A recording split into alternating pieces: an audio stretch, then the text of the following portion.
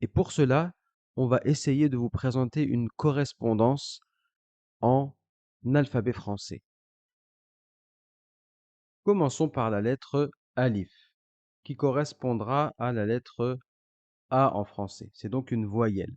La particularité du alif, contrairement aux autres lettres, c'est qu'on ne pourra jamais commencer par cette lettre. Elle sera automatiquement précédée d'une consonne, donc un B, un S ou autre chose. Le ba correspond tout simplement au B en français. On va prononcer ba, ba. D'accord? La lettre ta, ensuite, correspond tout simplement au T en français. Il va se prononcer pareil, ta. Le tha va correspondre ou ressembler plutôt au TH en anglais quand on va prononcer le mot three, three. Donc, pour prononcer cette lettre, il suffit de sortir un tout petit peu le bout de sa langue et de la pincer et de pincer le bout de sa langue entre les dents du haut et les dents du bas. Tha, tha. Le jim va se prononcer un peu comme en anglais, comme quand on dit Jim ou bien John, d'accord? C'est comme s'il y avait un petit D juste avant le J. Donc on va dire ja, ja.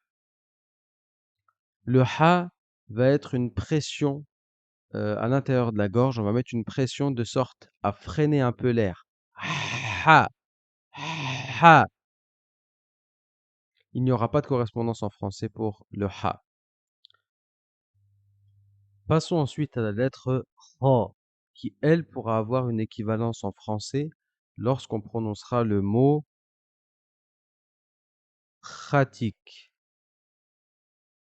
Pratique. Quand on dit pratique, on entend un petit c'est cette lettre-là. Ou bien dans carte, carte ou arche. D'accord? C'est ce R qui racle la gorge comme ça. Pratique. Voilà la lettre ra. La différence, c'est qu'elle sera d'une intonation grave. Ra, ra. La lettre qui suit est la lettre dal, qui correspond à un D en français, tout simplement. On la prononcera da, da. La lettre dal va se prononcer un peu de la même manière que la lettre tha juste au-dessus. On va sortir le bout de sa langue et le pincer entre les dents.